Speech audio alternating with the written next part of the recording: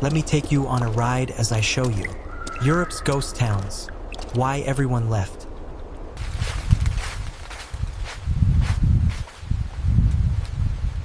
Do you know that there are thousands of abandoned villages scattered across Europe? Places where people once lived, loved, worked, and then just left. Just as we sometimes abandon things and never use them again. There are villages and cities that were abandoned many years ago. Some were abandoned because of earthquakes, some because of war, some because of progress, some because people simply forgot. Today, we are going to visit these places. We are going to ask the question, why? And we are going to discover the stories of the people who stayed. But before we begin, let me ask you something. Have you ever walked through a place that was once full of life and felt the silence? That is what we are about to experience. So stay with me. The first place we are going to visit will shock you. Doel, Belgium.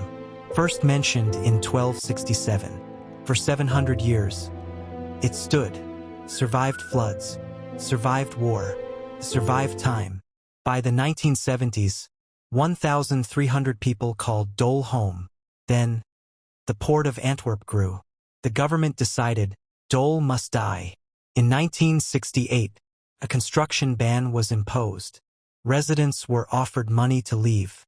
Most took the money and left, but some refused. They fought. Protests from the 1970s to the 1990s. In 2008, riot police were sent in, a 100-strong team, to remove people from their homes. By 2007, only 350 inhabitants remained. By 2022, only about 20 people still live there, but they refused to leave. A group called Doel 2020 was formed. They turned Doel into an open-air museum. Street artists from across Europe came. Colorful graffiti covers every abandoned building. Today, Doel is a tourist attraction, but the village is still fragile. Abandoned properties attract vandals, illegal raves, street racing. Residents leave notes on their doors. Dit huis is bewoond. This house is inhabited. In 2016, a miracle. Belgium's Supreme Court shot down the expansion plan. Doel survived. For now. Lise Stewart, a teacher, moved to Doel 5 years ago. She says, "It's not a ghost town. If you come on a Sunday, you see the empty houses. That triggers people to think it's a ghost town. But there's still people trying to live here. It's the place where I want my child to grow up." Doel is still there now. If you visit, you can see the graffiti. You can see the empty houses. You can see the people who stayed. Have you heard about Doel before? Comment below if you know this place. The next place will send chills down your spine. Pentedattilo, Italy. In the south, in Calabria, the village is built on a cliff. The mountain above it has 5 peaks. They look like fingers. Pentedattilo means 5 fingers in Greek. The village was first occupied by the Greeks in 640 BC. That is over 2,600 years ago. Byzantines, Normans, noble families, all ruled here. Then, in 1686, something terrible happened. A massacre. Bernardino Abinavali killed the entire Alberti family. He killed everyone, including a 9-year-old boy. Legend says the 5 peaks of the mountain will one day fall upon the village, to punish the people for Bernardino's bloodthirst. Another legend says the peaks are the bloody hand of Bernardino himself. Locals call it the hand of the devil. Some people swear they can still hear the cries of the Alberti family at night, when it is windy, among the 5 rocky fingers. By the 1970s, the village was abandoned. Earthquakes, floods, the people left. In 1971, Pentedattilo was officially abandoned. But then, something changed. In the 1980s, artists returned. They fixed up the stone houses. They opened workshops. They created museums. Today, Pentedattilo is alive again. It hosts 2 film festivals every summer. But it is still a ghost town. Only a few people live there. Rossella Aquilanti lived there alone for 40 years. She looked after goats. She refused to leave. In 2022, a young Malian man joined her.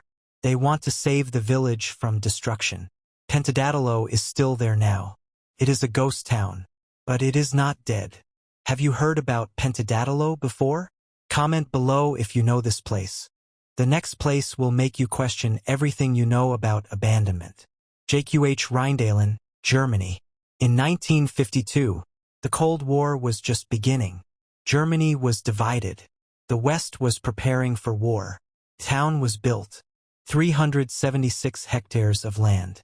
In the heart of North Rhine-Westphalia. A town within a town. A British enclave on German soil. It was built for 12,000 British soldiers and their families. And it was self-sufficient. A Nafi superstore. A BP petrol station. 2 post offices. A textile shop. 5 British primary schools. Houses with 4 bedrooms. Attached garages. Banks. Libraries. Cafes. Medical and dental centers. It was not a military base. It was a city. At its peak, it housed 12,000 residents. Families. Children. Dreams. Soldiers. Nurses. Teachers. Shopkeepers. Then, in 2013, it all stopped. The British Army handed the town back to the German government. Everyone left. Overnight, 12,000 people vanished. The town was abandoned. For over a decade, it has sat empty, frozen in time. Nature has taken over. The forest has swallowed it. In summer, the houses disappear beneath a veil of foliage. In winter, the ghostly outline of the town lies exposed. Urban explorer Colin Hodgson visited. He said, "This place is so big. We could call it our own city. This is probably the closest I've ever felt to walking around in The Walking Dead. This is exactly what it would look like if the world ended. Nature would just literally take over everything." The town is still there now, largely intact. Minimal vandalism, some graffiti, but mostly, it is preserved, like a time capsule. In 2015, Arab investors proposed turning it into an amusement park. The plan fell through. Other proposals have come and gone. None have materialized. For now, it sits empty, waiting. Have you heard about JQH Rheindalen before? Comment below if you know this place. The next place will make you grateful for solid ground beneath your feet. Rapoto, Greece. A village that is literally sinking into the earth. In the 1960s, cracks began appearing in the land. Geologists warned the villagers. They were ordered to abandon the city center. But by 1982, people forgot the warnings. Everyone was getting building permits. A hotel was built in the previously off-limits area. Then, on April 12, 2012, it happened. A major landslide. The terrain shifted. Buildings were destroyed. 300 families were forced to abandon their homes. Yorgos Rubis, the former president of the village council, was dragged from his house by the fire brigade. He describes watching his home tilt over a cliff, like a scene from a children's book. "My house used to be up here," he says, "but it started drifting downwards. Today, the village school is a pile of rubble. A monument to those who served in World War I has vanished. All that remains is the base, tilted at a 30-degree angle. The terrain has sunk an additional 10 to 15 centimeters since 2012. The slow destruction continues. Apple farming, once the village's primary industry, is no longer possible. The hills that once held orchards are barren. The villagers claim the state has abandoned them.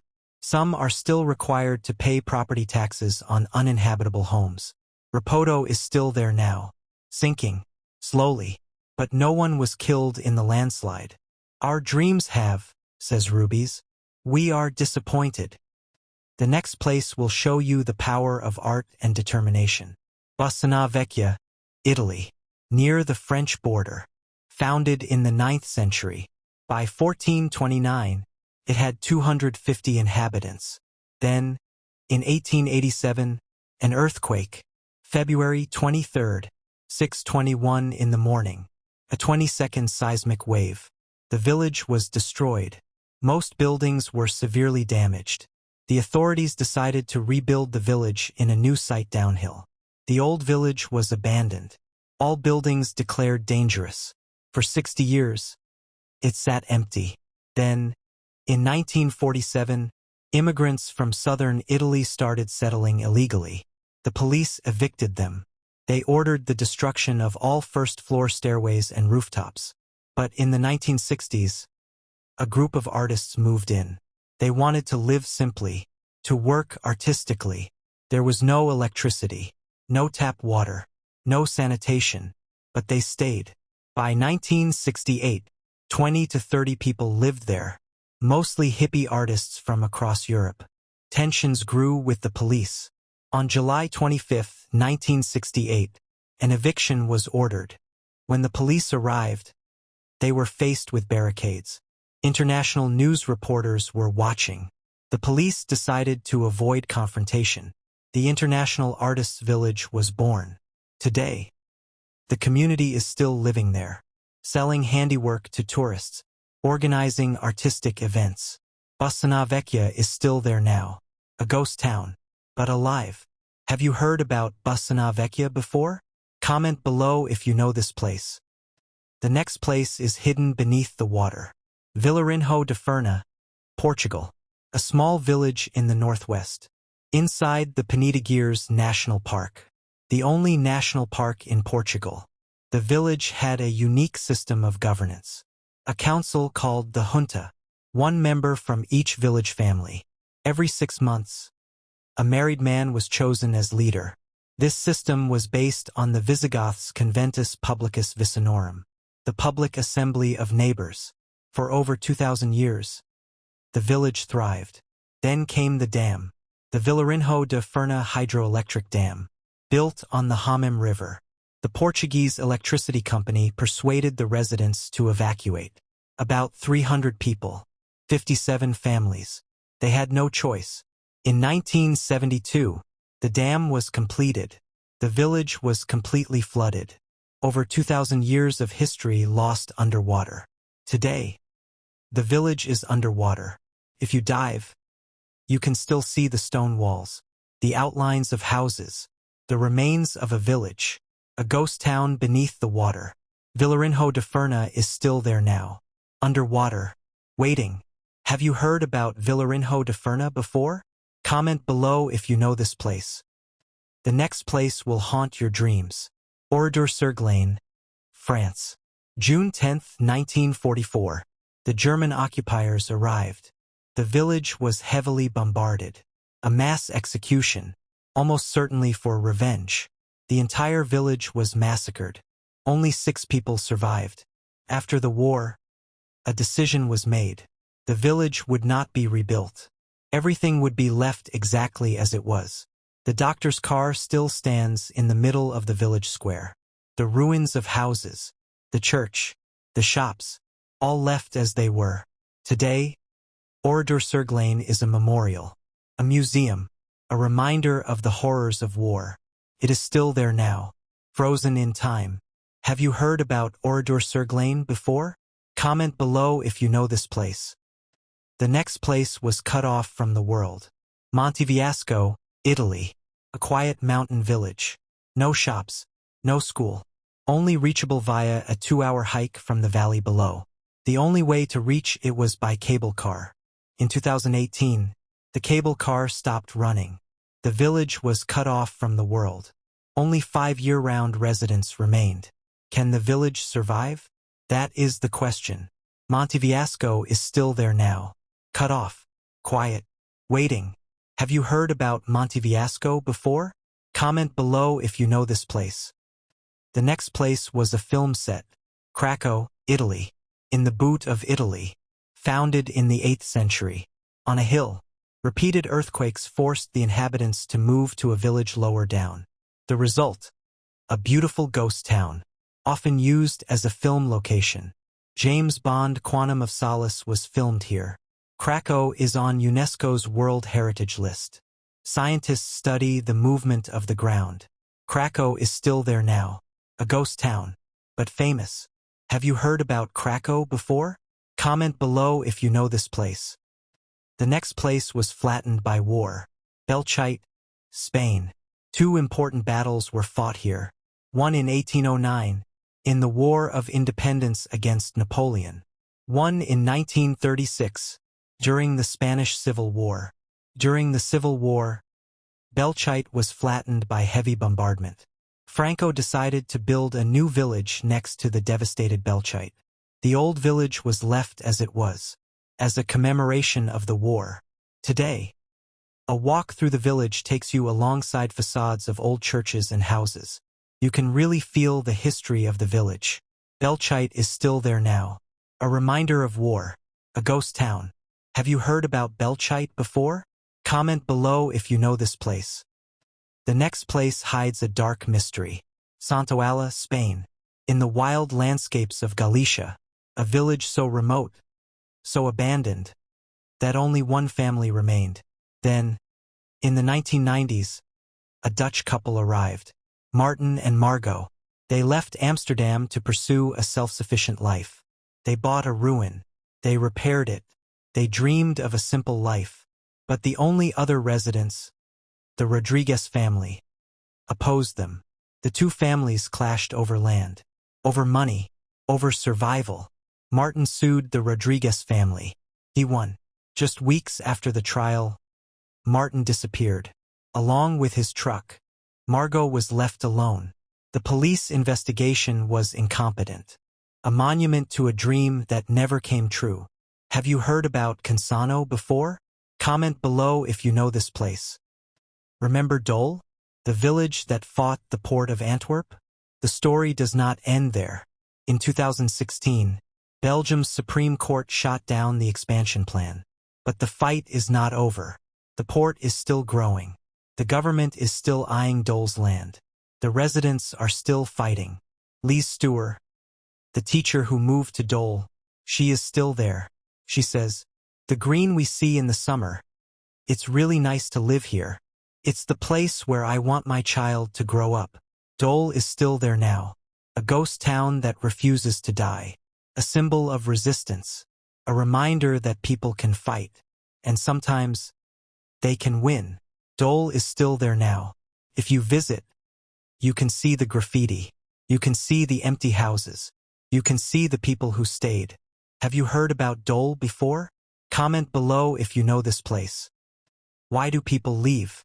Why do villages die? The answer is not simple. It is not just about jobs. It is about connection. In the past, villages were self-sufficient. They grew their own food. They made their own goods. They had their own traditions, their own languages, their own identity. But the modern world demands connection. To stay connected, you need infrastructure. To have infrastructure, you need people. To have people, you need jobs. To have jobs, you need investment. To have investment, you need connection. It is a vicious cycle. Once it starts, it is almost impossible to stop. The documentary Upside Down explores this. It tells the stories of three people in Sardinia, Spain, and Portugal, all facing the same challenge: how to survive in a world that has forgotten you. Living and working in modern times requires staying connected and being dynamic. The documentary states, conditions that old and isolated towns cannot provide. But there is also a renewed interest in a more peaceful life, in buying abandoned houses, in moving to the countryside. The pandemic accelerated this trend. Remote work made it possible. But what is at stake is much more than empty houses. Traditions, beliefs, local handcrafts, languages and knowledges are gradually disappearing. Once they are gone forever. In many villages, only the elderly remain. When they die, the village dies with them. What do these places teach us? They teach us that abandonment is not just about buildings. It is about people, about decisions, about what we value. Doel teaches us that people can fight, and sometimes they can win. Pentedattilo teaches us that even a ghost town can be reborn. By artists, by dreamers, by people who refuse to let go. JQH Rindalen teaches us that time can freeze a place, and nature can reclaim it. Rapoto teaches us that the earth itself can betray us, and that sometimes we have no choice but to leave. Bassana Vecchia teaches us that art can save a village, and that community is stronger than government. Villarinho de Ferna teaches us that progress has a cost. Sometimes that cost is a village. Orador Serglane teaches us that war leaves scars, scars that never heal. Monteviasco teaches us that isolation can kill a village. Slowly, quietly. Krakow teaches us that even a ghost town can be beautiful and famous. Belchite teaches us that history should not be forgotten, and that sometimes ruins are the best memorial. Santoala teaches us that even in a dying village, human conflict can be deadly. Fikardu teaches us that heritage can be saved, and that UNESCO can make a difference. Cansano teaches us that dreams can die and leave behind a ghost town. Doel teaches us that the fight is never over, and that people can still resist. Europe's ghost towns are dying, but they are not dead. As long as someone remembers, as long as someone cares, they are alive. If you enjoyed this journey, please subscribe. Every view, every comment, every share helps uncover more forgotten places, more villages that time forgot, more stories waiting to be told. Peace to the whole world, with respect to the ones who stayed.